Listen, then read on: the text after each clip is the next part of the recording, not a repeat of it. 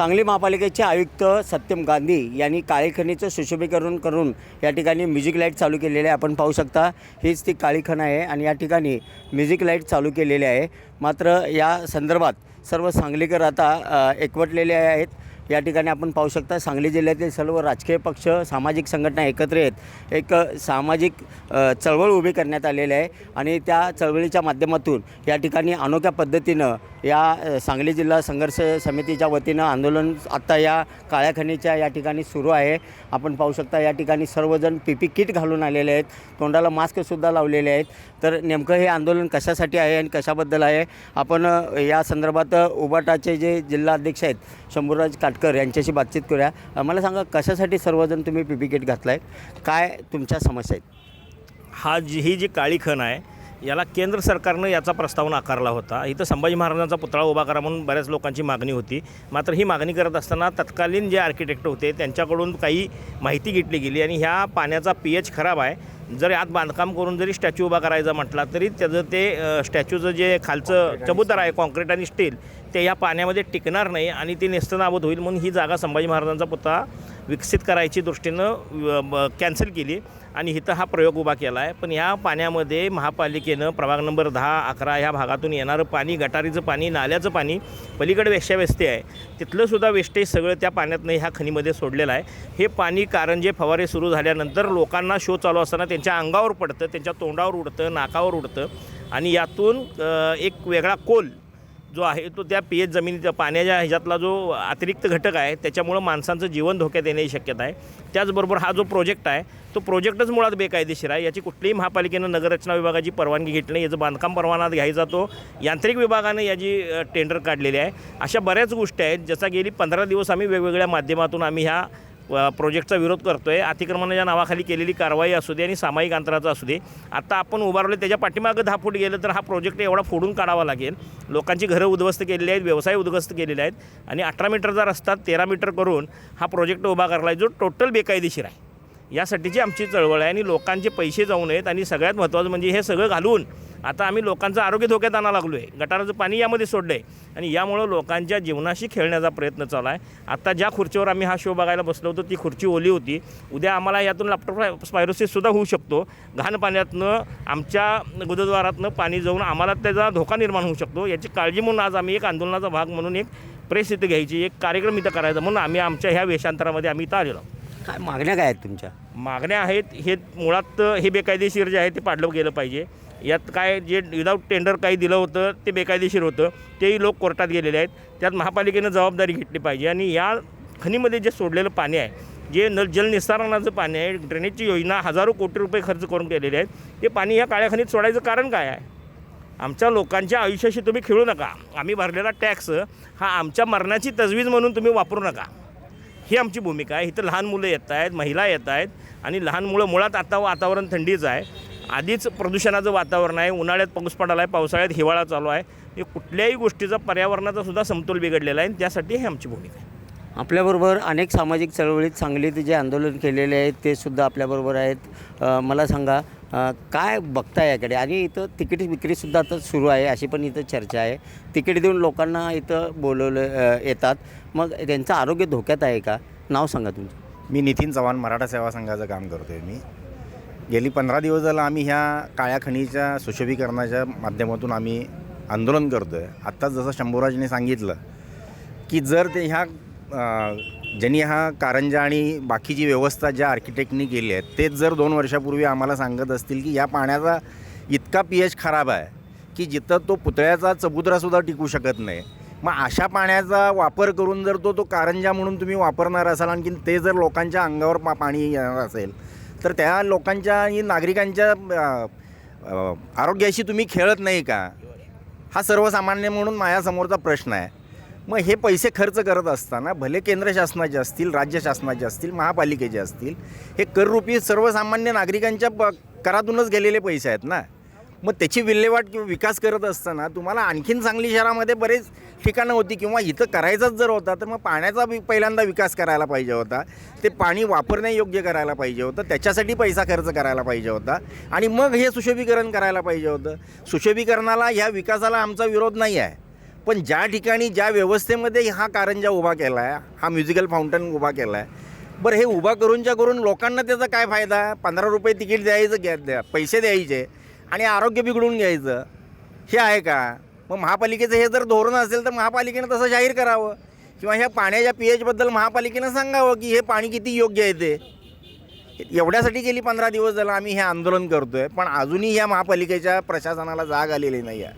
ह्या प्रशासनानं जो आत्ता जसं सांगितलं की कुठलंही टेंडर हे नियमानं केलेलं नाही आहे.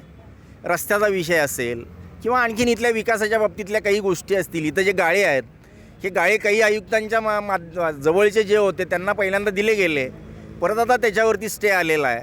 म्हणजे सगळा प्रशासनानं मनमानी कारभार इथं केलेला आहे आणि ह्या विकासाच्या नावावरती ह्या सगळ्या अधिकाऱ्यांनी आपली घरं भरलेली आहेत. ही घरं भरत असताना हा पैसा कोणाचा आहे? तर हा सर्वसामान्य नागरिकांचा पैसा आहे. एवढीच आमची भूमिका आहे की लवकरात लवकर ह्या महापालिकेनं ह्या पाण्याबद्दल आणखीन इथल्या आरोग्याबद्दल लोकांशी चर्चा करून त्याच्याबद्दल जे काही करावं लागतं ते करावं, अन्यथा ह्याच्यापेक्षा भयानक आंदोलन होईल याची खबरदारी आम्ही घेतलेली आहे. बरोबर. नक्कीच आपण पाहू शकता आपल्याबरोबर तानाजीराव रुईकर आहेत. मला सांगा, ह्याने आता जे आरोप केले की इथं 15-20 रुपये तिकीट काढायचे, लहान लहान मुलं घेऊन यायचे, मग या मुलांचं किंवा इथल्या कुटुंबियांचं जे आरोग्य धोक्यात येणार आहे या संदर्भात कसं बघता तुम्ही याकडे? अगदी नक्कीच मानवीय आरोग्य तर धोक्यात येणारच आहे आणि ते कशा पद्धतीने येणार आहे हे मगाशी सगळ्यांनी सांगितलेलं आहे. याच्यामध्ये पर्यावरणाला सुद्धा धोका निर्माण होणार, कारण बाजूला जी असलेली वृक्ष आहेत त्याच्या मुळाशी ज्या काही कॉन्क्रीट टाकले ते प्लेविंग ब्लॉक्स बसवून फुटपाथ करण्याचा प्रयत्न केला आहे, त्याला आम्ही विरोध केला आहे. कारण जर या पद्धतीनं जर केलं तर ती सगळी झाडंसुद्धा उद्या मरणार आहेत. तसं NGTत जाण्यापूर्वीची आम्ही नोटीससुद्धा आयुक्तांना आणि संबंधित विभागालासुद्धा दिलेली आहे. दुसरी गोष्ट, हा असा सगळा बेकायदेशीरपणे उभा केलेला प्रोजेक्ट कार्यतत्पर आयुक्त सत्यम गांधी यांनी स्वतः कुठंतरी अँकरिंग असल्यासारखं रीलच्या माध्यमातून सोशल मीडियाच्या माध्यमातून ह्याची किती ख्याती आहे हे सांगण्याचं कौतुक म्हणजे कार्य त्यांच्या हातनं झालेलं आहे. आणि त्याच्या पलीकडे जाऊन मला सांगायचं की पालकमंत्र्यांच्या हस्ते बेकायदेशीरपणे रस्त्यात अतिक्रमण झालेला एखादा प्रोजेक्ट, त्याला कोणतीही महापालिकेची परमिशन नाही आहे, असा प्रोजेक्ट जर पालकमंत्र्यांच्या हस्ते उद्घाटन करून जर लोकार्पण होत असेल तर याच्या एवढी लाजिरवाणी गोष्ट कुठली म्हणायची? तुम्ही समाजामध्ये असलेल्या नागरिकांच्या आरोग्यासाठी खेळण्यासाठी हे खेळणं दिलं आहे का? कारण लोकांना सुविधा किंवा चांगलं मनोरंजनाच्या नावाखाली आरोग्य बिघडवणार आहात का? मला आपल्या कार्यतत्पर आयुक्त सत्यम गांधी यांना विचारायचं आहे की तुम्ही बेकायदेशीर असलेल्या अतिक्रमणावर रोज हातोडे चालवत आहात, ते स्वागतार्ह आहे, पण तुमच्यात हिंमत आहे का हे बेकायदेशीर असलेलं अतिक्रमण काढण्याची? खरंच जर असेल तर तुम्ही ते करून दाखवावं. आज जर नाही केला तर याच्यापेक्षाही तीव्र स्वरूपाचं आंदोलन यापुढं सांगली, मिरज आणि कुपवाड शहर महानगरपालिकेतले नागरिक करतील याची दक्षता घ्यावी. आपल्याबरोबर रवींद्र चव्हाण आहेत, जे स्वतः आर्किटेक्चर आहेत. या काळ्या खणीला आपण आंदोलन आता सध्या जे करतात हे कितपत हे आता जो प्रोजेक्ट उभा केला आहे तो कितपत योग्य आहे आणि नागरिकांच्या जीवाशी खेळ महापालिकेचे आयुक्त सत्यम गांधी करत आहेत का, आणि तुमची भविष्यातली भूमिका काय असणार आहे? आज तुम्ही PPE किट घालून आंदोलन केले. PPE किट घालण्याचं कारण असं की इथं जर तुम्ही कारंजाचा शो बघायला बसला तर त्याचे तुषार अंगा उडतात. तुम्ही म्हणाला पाण्याचे तुषार अंगा उडले काय झालं, पण या पाण्यामध्ये कोलाय नावाचा एक जीवजंतू असतो की तो प्रचंड धोकादायक असतो. तो जीवजंतू मानवी विष्ठेमध्ये असतो, ती विष्ठा याच्यामध्ये मिसळलेला आहे. त्याचं प्रचंड प्रमाणात ती जर आपल्या नाकात, तोंडात किंवा त्वचेवर जर पडलं तर आपल्याला बऱ्याच प्रकारचे रोगराई होतात. ते होऊ नये आणि आम्ही पैसे देऊन 20 रुपयाचं तिकीट काढून इथं येऊन रोग विकत घेऊ नये, आम्हाला रोग होऊ नये म्हणून आम्ही आमच्या स्वतःच्या संरक्षणासाठी आम्ही PPE किट घातलेलं आहे. याच्यातून प्रशासनाला जाणीव व्हावी की या खनिचं शिशोभरण करण्यापूर्वी पाणी शुद्ध होणे गरजेचं होतं. पाणी शुद्ध झाल्यानंतर त्याचा कारंजे उडवा, नाहीतर ते पाणी झाडांना वापरा. हे पाणी कोणत्याही उपयोगाचं नाही. ते पाणी इथं शो बघायला येणाऱ्या नागरिकांच्या अंगावर पडते, तोंडात जाते. आता फक्त वारे शांत आहे, ज्यावेळी वारे जास्त असते त्यावेळी प्रचंड अंगावर उठतो फवारा. आम्ही शो पाहायला आल्यानंतर याच्या कारंजेचा प्रेशर कमी केलं. याच्या पूर्वीच्या शोचं पाणी इथं पडलेलं आहे, तुम्हाला दिसतं या खुर्चीवर पाणी पडलेलं आहे. आणि मग पैसे देऊन जर रोगराई विकत घ्यायचं असेल तर हा प्रोजेक्ट केलाच कशाला? जर समजा या प्रोजेक्टला येऊन मी हा शो पाहिला आणि मी आजारी पडलो किंवा माझं काही कमी झालं तर ही जबाबदारी कोण घेणार? या प्रश्नाचं उत्तर हा प्रोजेक्ट करणारे आयुक्त आणि त्याचे उद्घाटन करणारे पालकमंत्री यांनी द्यायचं आहे. पण आता तानाजीराव असतील किंवा शंभूराज असतील किंवा नितीनराव असतील, हा संपूर्ण प्रोजेक्ट बेकायदेशीर आहेत म्हणून सांगतात आणि अतिक्रमण रस्त्यावरच झालेलं आहे. कसं बघता याकडे? त्याच्याबद्दल आम्ही त्यांना 9 प्रश्न विचारलेले आहेत.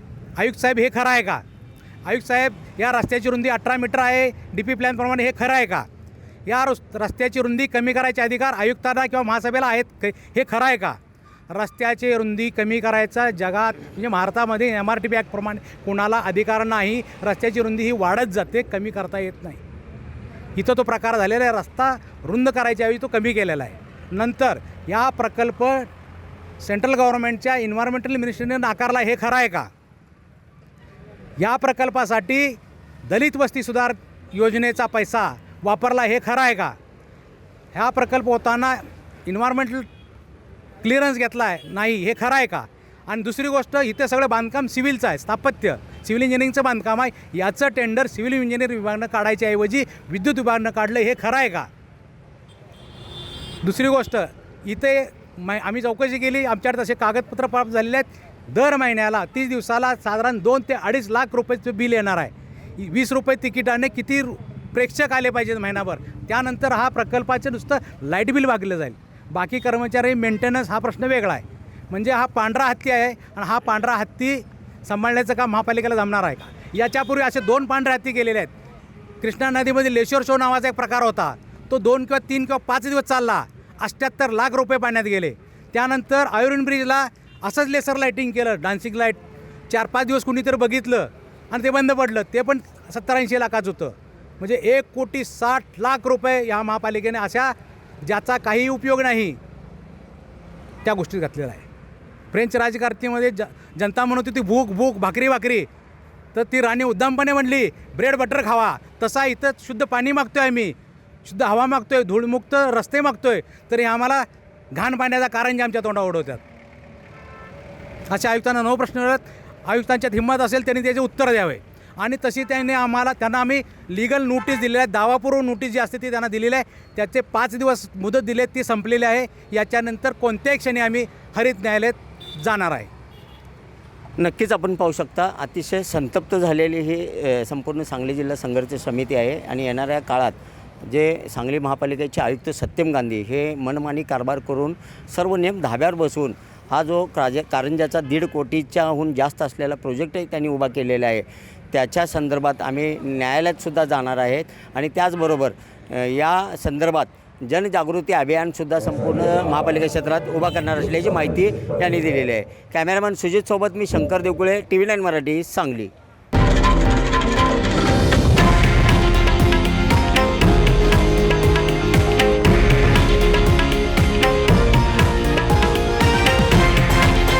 हे आहे देशातील नंबर 1 न्यूज नेटवर्क आणि आपण पाहत आहात TV9 मराठी, एकमेव.